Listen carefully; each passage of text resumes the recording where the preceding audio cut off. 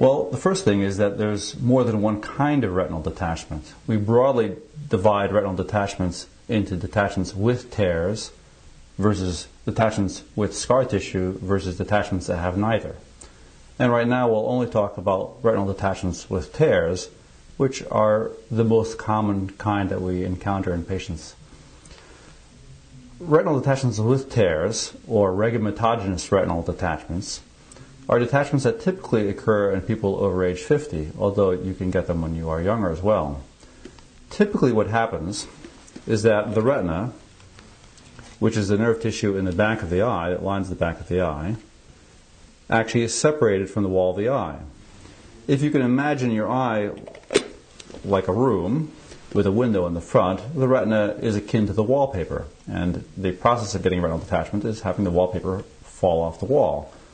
If you like to think of the eye in terms of being a camera, it's the same as if your film comes off the back of the camera. Clearly you don't get a good picture if the film isn't in good location. Furthermore, because part of the blood supply for that nerve tissue is in the wall of the eye, it's also damaging to the retina to be detached. How then do you get a tear in your retina and have your retina detach? Well, the eye is full of something called the vitreous jelly. When that gel ages, it becomes more liquidy, and it can contract. As that gel contracts, generally speaking, it can separate from the retina, and in most individuals it can do that by age 70. In a small portion of patients, as that gel contracts and pulls away from the retina, it actually pulls on it hard enough to tear a small hole. Then you have a retinal tear. Having a retinal tear in and of itself is not so bad, but what can happen then is that the liquefied jelly, now it is more watery, can go under that tear and make a little blister around it. The same way that if you had a tear in your wallpaper, you might have a little blister around it. If we catch things at that stage, we can do some laser to stabilize the process. But if it happens more rapidly, or if the patient is not seen in a timely fashion, that blister can spread and grow bigger, and the whole retina can peel off from the back of the eye, and then you have a retinal detachment. With a retinal detachment, there are some typical symptoms that patients experience, and these symptoms are relatively nonspecific initially. For example, people very often say that they see new floaters, little black strings or dots, or a veil or some other kind of cloudiness in their vision. They can also see flashes of light, particularly with eye movement, so they look up or down or left or right, and they'll see an arc of light in the periphery. And as their detachment progresses, they will see a dark shadow that obscures their vision. But of course, there are other diseases or problems of the eye that can have similar symptoms, and so it's impossible to say that you have a retinal detachment or a tear without being examined. Once you have a detachment, there are a number of ways of repairing it. Typically, detachments are divided into whether your central vision, your macula, is involved, or your central vision is not involved.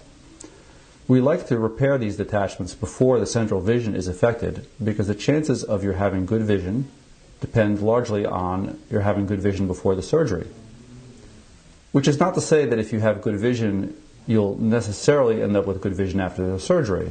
Sometimes the repair, for a variety of reasons, will either be unsuccessful, or it may be successful, but nonetheless the vision may not be as good as one would like.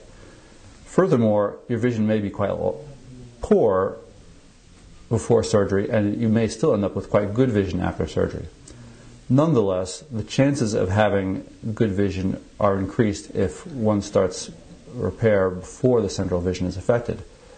The central part of the retina is called a macula, and we very often refer to an earlier detachment as a macula-on or a macula-attached detachment. Those types of detachments with a tear, we try to fix within 24 hours or as soon as possible. And so if a patient has those kinds of symptoms, we urge them to come in immediately so that we can evaluate them promptly and repair them as necessary. Other patients, unfortunately, come in with a detachment that has progressed and affected their central vision, and sometimes that's been going on for quite a long time. If someone has a detachment for a month, for example, there clearly isn't the same sort of urgency in repairing it, and typically we schedule those as soon as possible, but within a week is certainly acceptable. If a retina has been detached for a very long period of time, for a year or more, very frequently they become unrepairable and there is no chance of improving the vision.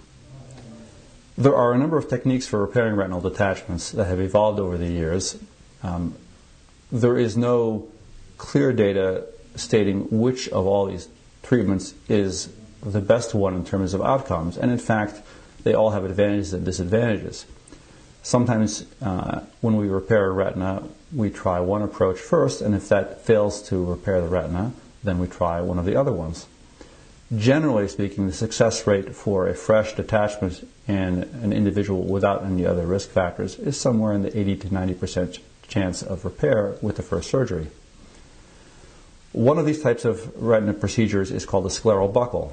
This is a procedure which is about 70 years old, and it involves putting a band around the eye to reduce the traction on the retina.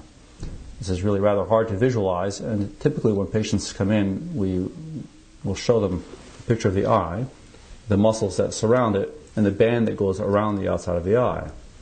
An approach is then made to reduce the detachment, remove the fluid from underneath it, seal the tears with a freezing probe, and generally speaking, this is successful and the retina is reattached. The other major way of repairing detachments involves something called the vitrectomy. In that approach, we work inside the eye to remove the gel that was pulling on the retina and replace it temporarily with a gas bubble. That gas bubble holds the retina in place in the same way that removing the water from the bathtub allows a shower curtain to stick up against the wall of the eye. Typically, patients who have a gas bubble in their eye after retinal detachment need to keep the retina high and dry out of the reaccumulating fluid in their eye, and that typically requires them to be in a face-down position with their eye looking straight down so the bubble floats up against the retina. It also generally requires that they not travel to elevation or get in an airplane, as the gas bubble can expand and cause problems with pressure. So both of these different methods of reattaching the retina have advantages and disadvantages. Generally speaking, the patients who have this sort of repair are followed very closely, and if the retina fails to attach, or if they develop a complication such as new scar tissue that causes a redetachment, they generally require a second surgery. Fortunately, very often a second surgery can be successful as well.